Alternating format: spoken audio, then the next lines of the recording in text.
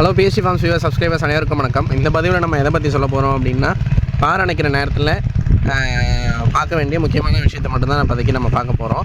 அதாவது காட்டனில் yield increase ஆகணும்னா பார் அணைக்கிற டயத்தில் என்ன ஃபெர்டிலைசர் போடுறோம் அப்படிங்கிறது ரொம்ப முக்கியம். இப்போ நம்ம யூஸ் பண்ணுறது பார்த்திங்கன்னா 20-20 யூரியா ப்ளஸ் கீர்த்தியில் வந்து என்ன அப்படின்னா மெக்னீஷியம் அதிகமாக இருக்குது. அதனால் நம்ம வந்து பருத்திக்கு எப்போவுமே கீர்த்தி வைப்போம்.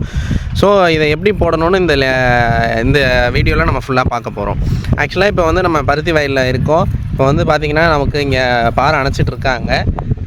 இன்றைக்கி டேட் பார்த்திங்கன்னா 48 நாள் ஆகுது. பருத்தி போட்டதுலேருந்து 48 நாள் ஆகுது. இந்த 48 நாளுங்கிறது கொஞ்சம் அதிகம்தான். வயசு ஆகிடுச்சு, செடி அந்தளவுக்கு வளர்க்க முடியல. காரணம் நம்ம நிறைய போட்டிருந்தேன், தொடர்ந்து மழை பெஞ்சதுனால நம்மளால் உரம் வச்சு செடியை வந்து ஒரு இதாக கொண்டு வர முடியல. பருத்தி வந்து எப்போவுமே வந்து வறட்சி பயிருங்கிறது எல்லாருக்குமே தெரியும். எவ்வளோ காயுதோ அவ்வளோ அது வந்துடும். ஒரு 15 நாளில் ஒரு 3 மழை தொடர்ந்து பெஞ்சிட்டே இருந்ததுனால நம்மளால் பருத்தியோட க்ரோத் அதிகமாக கொண்டு வர முடியல. ஸோ இப்போ வந்து நம்ம ஒரு தண்ணி விட்டு 20 கீர்த்தியும் யூரியாவும் மட்டும்தான் வச்சுருந்தோம். இப்போ பார் அணைக்கிறோம். இப்போ பார் அணைக்கும் போது என்ன ஃபெர்டிலைசர் வைக்கிறோம், அதை எப்படி வைக்கிறோங்கிறத நம்ம இங்கே காமிக்கிறோம். இப்போ பார்த்திங்க அப்படின்னா ஃபெர்டிலைசர் என்ன காம்பினேஷனில் யூஸ் பண்ணுறோம். அதாவது ஏக்கருக்கு 2 மூட்டை 20-20, அதாவது ஃபேக்டம் பாஸ் சொல்கிறாங்க இல்லையா, 20-20, அது ஏக்கருக்கு 2 மூட்டை வச்சுருக்கேன். யூரியா 1 மூட்டை, கீர்த்தி 2 மூட்டை வச்சுருக்கு. இதுதான் இந்த காம்பினேஷனில் தான் வச்சுருக்கு. எப்போவுமே 20-20 ஏக்கருக்கு 3 மூட்டை வைப்போம். இந்த 20-20 பேஸாக ஆக்டிவேட் ஆகும். அதாவது அதுலேயே வந்து எல்லா காம்பினேஷனும் இருக்குது. அந்த ஃபேக்டம் பாஸுங்கிறதுலேயே வந்து 17-17 வேறு காம்பினேஷனில் இருக்கும், 20-20 வேறு காம்பினேஷனில் இருக்கும். ஸோ 17-17 விட 20-20 நியூட்ரிஷன் நல்லாயிருக்கும். ரூட் டெவலப்மெண்ட்டுக்கு எல்லாத்துக்குமே இது வந்து ஆரம்ப காலத்தில் நல்ல க்ரோத் கொடுக்கும்.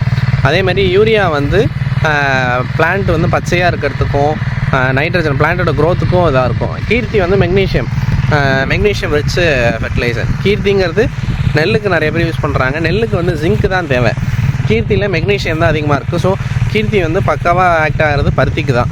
ஸோ எப்போவுமே நம்ம வந்து பருத்திக்கு கீர்த்தின்ற இந்த உரம் வைப்போம். இது வந்து எப்படி வைக்கணும் அப்படிங்கிறத நான் இப்போ காமிக்கிறேன். அதாவது பார் அணைக்கிற நேரத்தில் செடியோட ரொம்ப நெருக்கமாகவும் போட்டுறக்கூடாது, ரொம்ப தூரமாகவும் போட்டுறக்கூடாது. ஸோ இந்த மாதிரி போடும்போது தான் வந்து வைக்கிற உரம் வேஸ்ட் ஆகாமல் பிளான்ட்டால் எடுத்துக்க முடியும். கரெக்டாக அப்சர்வ் பண்ணுற லெவலில் நம்ம போடணும். நம்ம வந்து ஓவர் டோஸும் போடக்கூடாது, ரொம்ப கம்மியாகவும் போடக்கூடாது. கொஞ்சம் பதமான நேரத்துலேயே பாறை அணைச்சிட்டா நமக்கு வந்து அந்த இது எடுத்துக்கிறது, அடுத்த தண்ணி வைக்கிறது, இது எல்லாமே ஈஸியாக இருக்கும். ஸோ பாறை அணைக்கும் போது இந்த மாதிரிலாம் நம்ம வந்து ரொம்ப முக்கியமாக பார்த்துட்டே இருக்கணும். அதே மாதிரி ஃபெர்டிலைசர் போடுறது ஈஸி, அதை வந்து கரெக்டான மெத்தடில் போடணும். ஒரு சில பேர் மெக்னீஷியம் சல்ஃபேட்லாம் வந்து இப்போ போடுறது ரொம்ப நல்லது. என்னால் செலவு பண்ண முடியும், நான் இது வரைக்கும் கம்மியாக தான் செலவு பண்ணியிருக்கேன், நான் வந்து பயிர் நல்லா இருக்குது, இன்னும் கொஞ்சம் பூஸ்ட் கொடுக்க ஆசைப்பட்றேன் அப்படிங்கிறத பார்த்தீங்க அப்படின்னா மெக்னீஷியம் சல்ஃபேட்டு வைக்கலாம். இல்லை ஆனால் எருவில் கலக்காமல் ஒரு பக்கத்தில் எரு வச்சுருக்கீங்கன்னா இன்னொரு பக்கத்தில் வைக்கணும். இப்போ இந்த மாதிரி இந்த செடியில் வந்து இங்கே வச்சுருக்கீங்கன்னா மெக்னீஷியம் சல்ஃபேட் இன்னொரு பக்கம் வைக்கணும். இதெல்லாம் பார்த்திங்கன்னா செடியோட 2 பக்கமுமே நம்ம எரு வச்சுருக்கோம். ஏன்னா இது வந்து வண்டி போயிட்டு வந்த இடம் அப்படிங்கிறதுனால 2 பக்கமுமே நம்ம வந்து எரு வைக்கிறோம். கட்டை செடிக்கெலாம் 2 பக்கம் வைக்கணும். அப்போ தான் வந்து ஈக்குவலாக மற்ற செடி அளவுக்கு ஈக்குவலாக வரணும்னா நம்ம இந்த மாதிரி ஒரு இதை நம்ம பார்க்கணும். பாறை அணைச்சிட்டு நல்லா காய விட்டுட்டு ஒரு தண்ணி விட்டிங்கன்னா போதும்.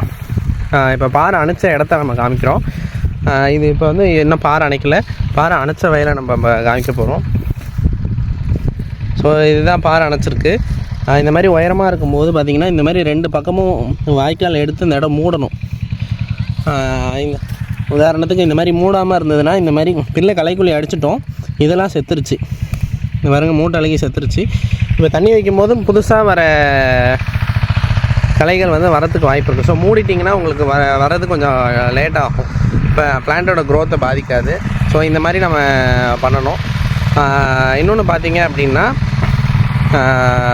பாறை அணைச்சிட்டு செடி கரெக்டாக ஒரு பாறை அணைச்சதுலேருந்து ஒரு 10ஆவது நாள் நீங்கள் தண்ணி விட்டிங்க அப்படின்னா செடி வந்து அதுக்கப்புறம் தான் நீங்கள் பார்க்காத க்ரோத்தை வந்து செடி உங்களுக்கு கொடுக்கும். நீங்கள் இதுக்கப்புறம் நம்மளால் செடிக்கு எந்த உரமும் வைக்க முடியாது. ஸோ பாறை அணைக்கிற நேரத்தில் நம்ம வைக்கிற உரம் தான் நம்மளோட விளைச்சலை நிர்ணயிக்கிறதுக்கான உரம். ஸோ அந்த நேரத்தில் நீங்கள் வந்து உங்களுக்கு நுண்ணூட்டம் கிடைச்சாலோ இல்லை மெக்னீசியம் சல்ஃபேட் உங்களால் வாங்க முடிஞ்சாலோ அதுமாரிலாம் நீங்கள் போட்டிங்கன்னா உங்களுக்கு வந்து ஈல்டு நல்லாயிருக்கும்.